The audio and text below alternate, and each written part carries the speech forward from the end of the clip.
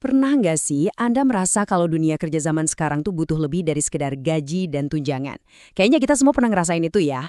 Nah makanya kali ini kita bakal coba membentangkan semacam peta jalan buat ngebantu kita menavigasi aspek yang paling fundamental, yaitu kesejahteraan kita di tempat kerja. Selamat datang di penjelajahan kita tentang konseling kerja. Nah, penting untuk diketahui, pembahasan kita kali ini tuh dipandu oleh materi yang sangat komprehensif. Materi ini disiapkan oleh seorang ahli di bidangnya, yaitu Bapak Ibnul Al-Jauzi Amri dari Fakultas Kesehatan Universitas Pejuang Republik Indonesia. Jadi, bisa dipastikan kita akan mendapatkan intisari terbaik dari wawasan beliau yang sudah terstruktur dan pastinya mendalam. Materi aslinya sendiri mencakup 8 bab loh, tapi tenang, kita akan merangkumnya ke dalam 4 bagian utama ini yang akan jadi peta jalan kita. Kita mulai dari fondasinya, terus kita bongkar apa aja sih peralatannya seorang konselor, lalu kita menyelami langsung dinamika di tempat kerja, dan terakhir kita lihat gimana semua itu dijalankan secara profesional. Yuk kita mulai aja. Baik, kita mulai perjalanan kita di bagian pertama, fondasi. Nah, di sini nih kita akan coba jawab 2 pertanyaan yang paling mendasar. Sebetulnya apa sih konseling kerja itu, dan kenapa ini jadi makin krusial di era sekarang? Jadi apa itu konseling kerja? Coba kita lihat definisinya. Kata kunci yang paling penting di sini adalah memberdayakan. Jadi ini bukan cuma soal memperbaiki masalah, tapi lebih ke ngasih alat biar karyawan bisa berkembang. Dan perhatikan deh, cakupannya luas banget. Individu, keluarga, sampai kelompok. Kenapa?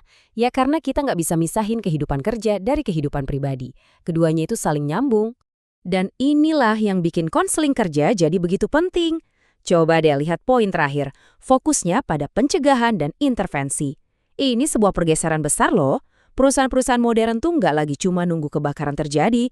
Pendekatan proaktif, yaitu mencegah masalah sebelum muncul, terbukti jauh lebih efektif.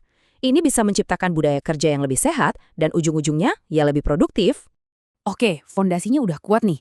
Sekarang, mari kita buka kotak peralatannya seorang konselor di bagian kedua. Kira-kira apa aja ya teori dan keterampilan inti yang mereka pakai untuk menciptakan perubahan? Nah, yang menarik dari sini adalah gimana teori-teori ini fungsinya seperti kacamata yang berbeda-beda. Psikoanalisis, misalnya, itu ngebantu kita gali kenapanya di balik sebuah pola perilaku. Tapi ya, ini butuh waktu. Nah, di dunia korporat yang serba cepat, biasanya behavioristik lebih sering dipakai.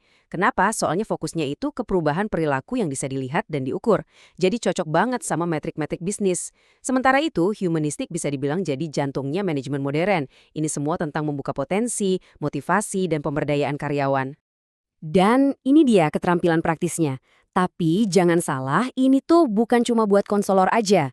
Keterampilan ini mendengarkan untuk benar-benar paham bukan cuma buat jawab, terus menunjukkan empati, membangun kepercayaan atau rapport, semua ini adalah inti dari kepemimpinan yang hebat dan kerja tim yang efektif. Ini bisa dibilang superpower di tempat kerja manapun. Sekarang kita udah punya teorinya, kita juga udah tahu keterampilannya. Yuk, kita terjun ke medan perang yang sesungguhnya di bagian ketiga, lanskap tempat kerja. Nah, disinilah semua teori itu diuji oleh kenyataan yang ya seringkali rumit. Ini pemahaman yang krusial banget. Stres dan burnout itu sering dianggap sama, padahal keduanya itu kayak kutub yang berlawanan. Stres itu rasanya terlalu banyak, kayak kita tenggelam dalam tuntutan. Sebaliknya, burnout itu perasaan sudah habis, kayak bensin kosong, energinya hilang, maknanya juga hilang. Nah, karena penyebabnya beda, solusinya pun pasti beda. Stres mungkin bisa diatasi dengan liburan singkat, tapi burnout, wah itu butuh kita untuk menyalakan kembali api dari dalam, menghubungkan lagi apa yang kita kerjakan dengan apa yang kita yakini. Dan coba lihat betapa beragamnya isu di tempat kerja. Hal yang penting untuk kita pahami adalah isu-isu ini tuh jarang banget berdiri sendiri. Mereka saling terkait, kayak benang kusut.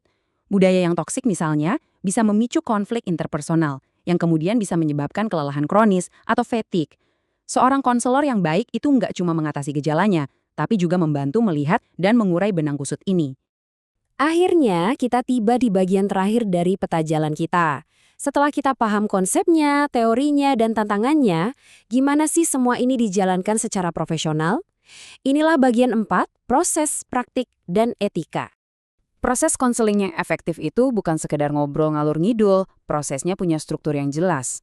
Kenapa struktur ini penting? Karena ini menciptakan sebuah wadah yang aman dan bisa diprediksi buat klien yang mungkin lagi merasa sangat rentan. Dari intake sampai termination, setiap langkahnya dirancang untuk membangun kepercayaan dan memastikan prosesnya tetap fokus pada tujuan yang sudah disepakati bersama. Dan di atas segalanya ada pilar etika ini, terutama di lingkungan kerja ya, di mana pasti ada kekhawatiran soal karir dan reputasi, kerahasiaan itu jadi segalanya. Tanpa ada jaminan bahwa apa yang dibicarakan bakal aman, ya nggak akan ada keterbukaan.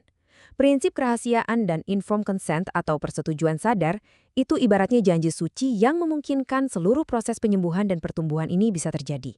Jadi, setelah kita menjelajahi seluruh peta jalan ini, mulai dari fondasinya, peralatannya, tantangan di lapangan, sampai ke prosesnya, saya punya satu pertanyaan buat Anda. Coba deh lihat sekeliling lingkungan kerja Anda sekarang. Dari semua yang sudah kita bahas, titik mana sih yang kayaknya paling butuh perhatian? Mungkin, disitulah langkah pertama Anda menuju tempat kerja yang lebih sehat dan lebih manusiawi bisa dimulai.